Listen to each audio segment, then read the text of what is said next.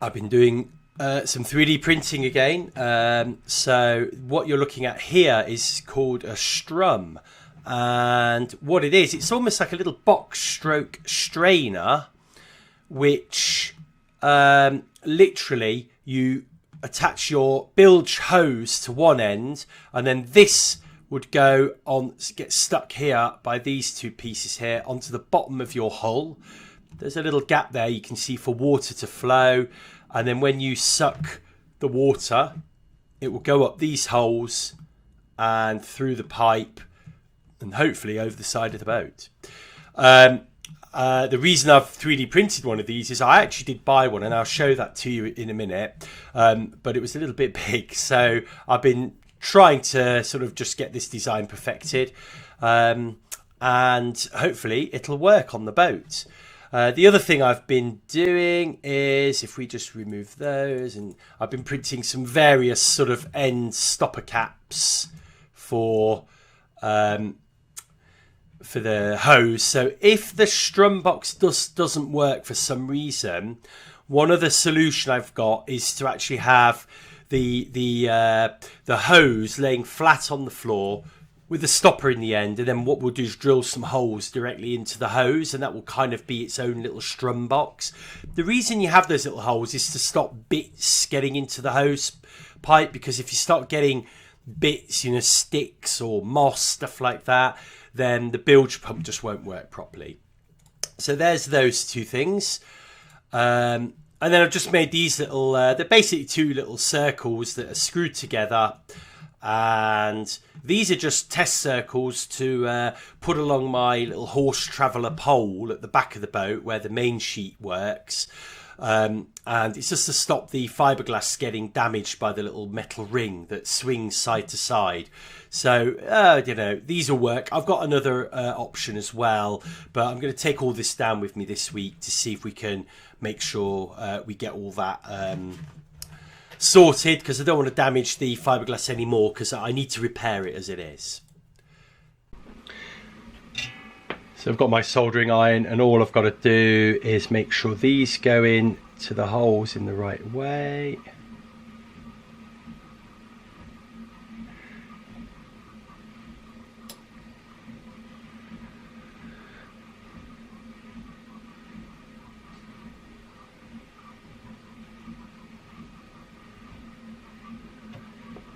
There we go. I don't even know if they're... I never know which way round these should go. So maybe I should put them this way, because they never quite look seated properly if I do them that way. So I've used them both ways, and I've never had any problems with them. So I'll do one that way and I'll do one this way, and then we'll once and for all have our answer, hopefully.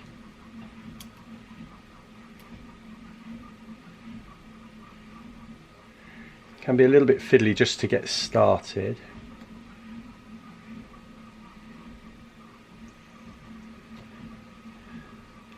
There we go. That's one done. Can see we are going to need to get rid of the little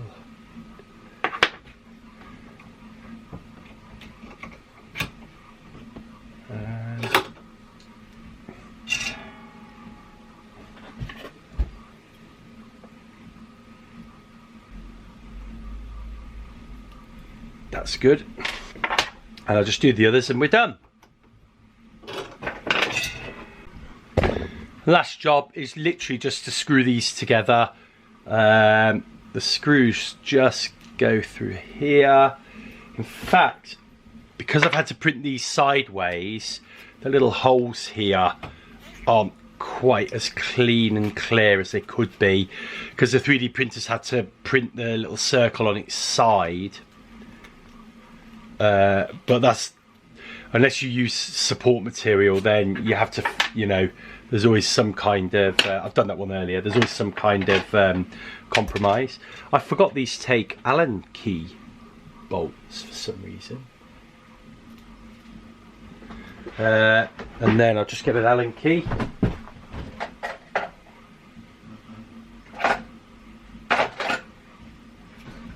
One.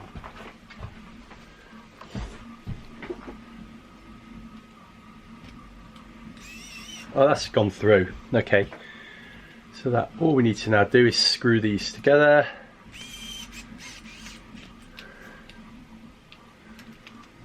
It's probably not the greatest tool for this job. A little bit overkill.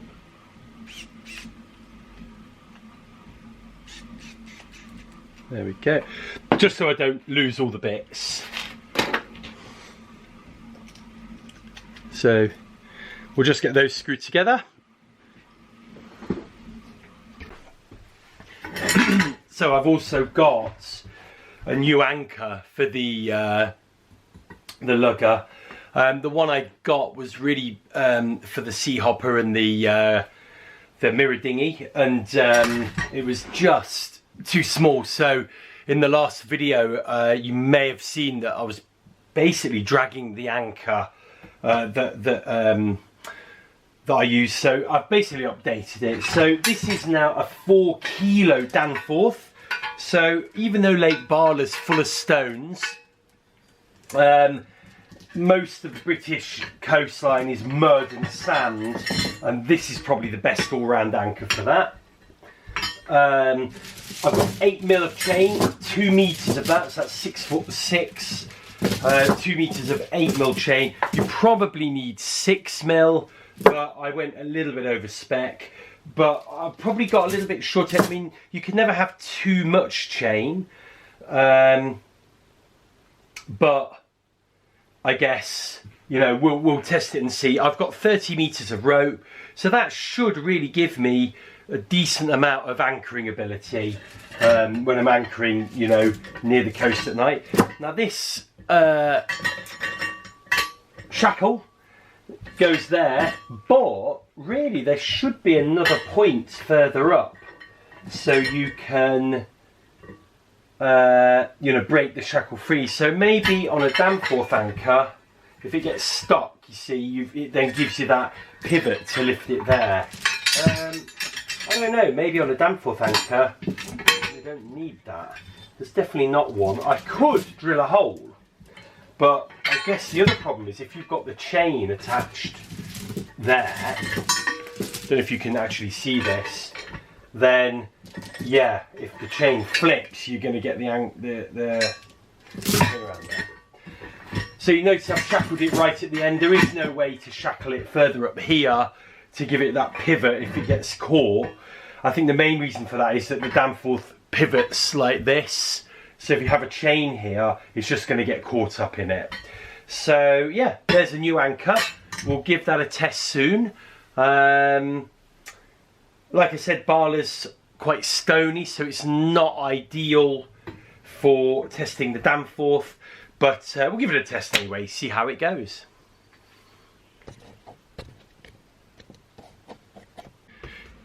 The last thing is we've got in here the new name signs stickers for the boat. So I'm not going to reveal it now, I'm going to reveal it in the next video, but we've decided on a name. It was crazy long and arduous trying to think of a name, but all I'll say is when we came up with the name, me and my little girl, when we came up with it, we knew it was the right name for this boat, and this is for the Drascombe Lugger.